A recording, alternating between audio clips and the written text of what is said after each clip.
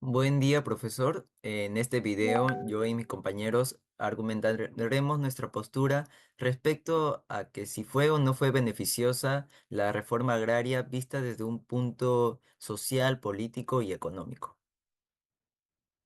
Contexto histórico. La reforma agraria en el Perú, implementada durante el gobierno de Juan Velasco Alvarado en 1969, buscaba transformar la estructura agraria del país, acabar con el poder de las grandes haciendas y mejorar las condiciones de vida del campesino. Sin embargo, en nuestra opinión, los resultados políticos, económicos y sociales demuestran que esta reforma no fue beneficiosa para el desarrollo del país. A nivel económico, las cooperativas agrarias creadas no lograron mantener la productividad necesaria y el control de los precios impuestos terminó afectando gravemente el sector rural, generando más pobreza en lugar de prosperidad.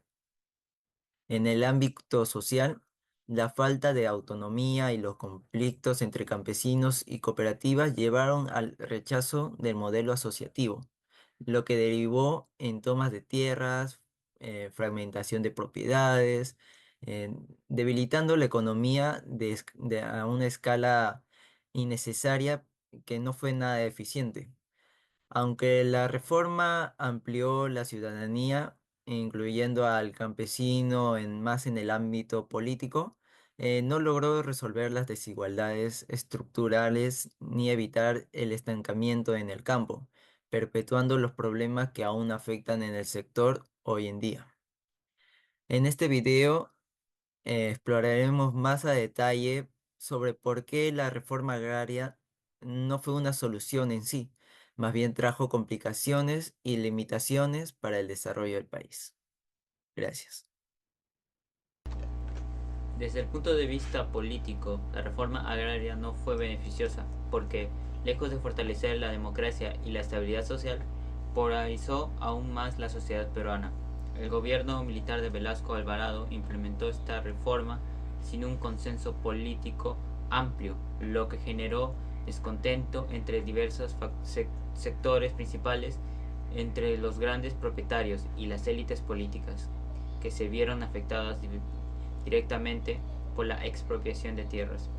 Además, la concentración del poder en manos del Estado, mediante la estabilización y el control de las principales industrias, debilitó las instituciones democráticas. Al no haber un debate amplio en el Congreso ni una participación ciudadana activa en la planificación de la reforma, estas medidas se percibió más como un acto autoritario que como una política inclusiva.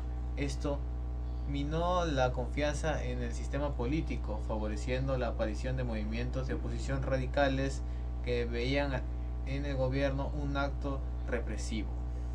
También la reforma agraria debilitó los partidos tradicionales, ya que los sectores de izquierda apoyaban el proceso mientras que los sectores conservadores lo rechazaban. Este choque aumentó la polarización política, lo que dificultó el diálogo y la construcción de un consenso, creando un ambiente político más fragmentado. Incluso facilitó el surgimiento de grupos subversivos como Sendero Luminoso, que capitalizó el malestar de los campesinos que no se beneficiaron de manera real con la reforma. En resumen, la reforma agraria, en lugar de fortalecer la democracia y el sistema político en el Perú, generó un ambiente de desconfianza, polarización y división. El debilitamiento de las instituciones y la ausencia de una estrategia política efectiva para integrar a todos los sectores, tanto rurales como urbanos, contribuyó a una crisis de gobernabilidad que enfrentó el país.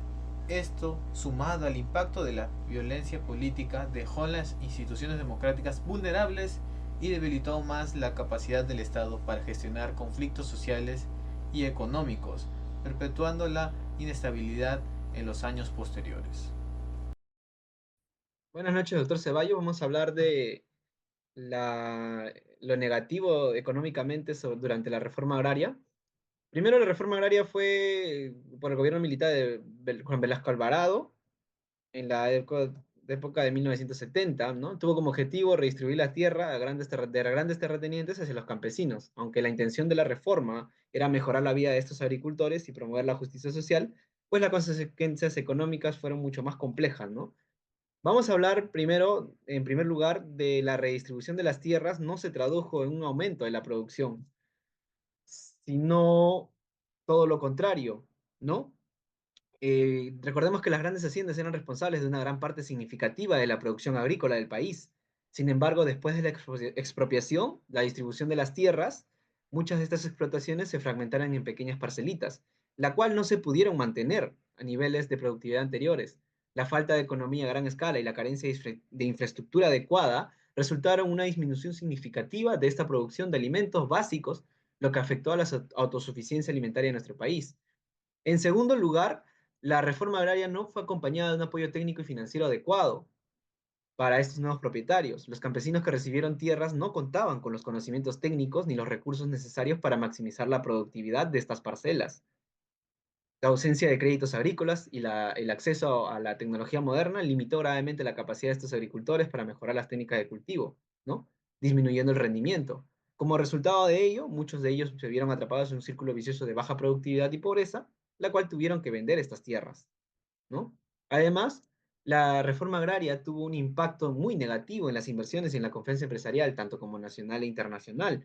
La expropiación de tierras sin una compensación económica justa desalentó la inversión privada en el sector agrícola, generando mucha incertidumbre en sectores de la economía, en la cual las inversiones nacionales y extranjeras percibieron a nuestro país como un riesgo político, ¿no? Con un alto riesgo político y económico. Redujo el flujo de capital, afectó el desarrollo económico y la falta de seguridad jurídica para estos empresarios generó una percepción muy arbitraria en la política gubernamental. Quiere decir que la confianza de ellos era inestable, ¿no? Entonces, no conviene invertir en un país políticamente inestable, ¿no? Como conclusión, pues decimos que la reforma agraria tuvo un objetivo muy noble, ¿no? Mejorar las condiciones de vida de los agricultores, pero promoviendo la justicia social, pero los resultados económicos fueron graves, fueron negativos. La disminución de la producción agrícola, la falta de apoyo técnico y financiero a los nuevos propietarios y el impacto negativo en las inversiones, ¿no? La confianza empresarial. Lo podemos tomar como historia para futuras reformas, que es fundamental que no solo se consideren los aspectos sociales, sino también los económicos para asegurar el desarrollo sostenible y equitativo de nuestro país. Eso es todo. Muchas gracias. Buenas noches, profesor. La reforma agraria en el aspecto social. Se evidenció una desintegración social, ya que la fragmentación de las comunidades y la imposición de modelos externos afectaron negativamente a las dinámicas sociales tradicionales. Como causas principales tuvimos la inadecuada planificación y la falta de apoyo institucional. La implementación de esta reforma fue muy apresurada y pues careció de un seguimiento adecuado. Las instituciones encargadas de apoyar a los campesinos en la transición a la propiedad de la tierra no estaban preparadas, lo que resultó en una falta de recursos y una falta de asistencia técnica. La falta de capacitación y recursos por los campesinos carecían de una capacitación ya que no podían gestionar efectivamente sus tierras. Esto llevó a una explotación ineficiente y a la incapacidad de generar ingresos suficientes, perpetuando la pobreza en lugar de mejorar las condiciones de vida. Desigualdades preexistentes. La reforma no abordó anticipado las desigualdades estructurales que ya se tenían en ese entonces, como las que están basadas en género o en clase. Las consecuencias principales. Tuvimos conflictos internos. La redistribución de tierras generó tensiones entre comunidades y dentro de ellas resultó conflictos que afectaron la unión social. Tuvimos la desintegración social. Debido a ello, las fragmentaciones de las comunidades fueron inevitables, se perdió la cohesión social y la identidad colectiva. Mujeres y grupos vulnerables, la reforma no siempre consideró las necesidades y derechos de las mujeres y otros grupos vulnerables en las comunidades campesinas. En muchos casos, esta tierra se asignó a hombres, perpetuando la desigualdad de género y limitando el acceso de las mujeres a estos recursos. La persistencia de la pobreza. A pesar de las intenciones de la reforma, muchos campesinos continuaron en condiciones de pobreza extrema. La expectativa de que la reforma mejoraría la calidad de vida, pues no se cumplió, ya que una parte significativa de la población rural había sufrido desnutrición. Tuvimos la violencia y represión. Las tensiones generadas por esta reforma a menudo llevaron a situaciones de violencia, tanto entre grupos rivales como en respuesta a la represión estatal de las protestas, pues esto resultó ser un ambiente de temor e inseguridad que afectó gravemente la vida social de las comunidades. Por último, tuvimos la inestabilidad política.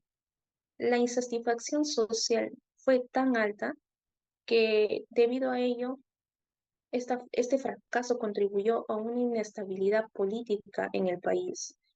En resumen, aunque la reforma agraria tenía la intención de mejorar las condiciones sociales de los campesinos, no se tuvo un efecto positivo, ya que la fragmentación social, los conflictos internos, la persistencia de la pobreza son evidencias de que estos objetivos no se cumplieron. La reforma no logró generar un cambio social positivo y duradero en estas comunidades. La reforma agraria en el país fue una fase de cambios en la sociedad agrícola y rural. Hubo conflictos sociales en la reforma agraria. La reforma agraria enfrentó problemas como la falta de capacitación de las personas y una inestabilidad económica en el país. La reforma agraria tuvo problemas en el crecimiento agrícola y resistencia de los terratenientes.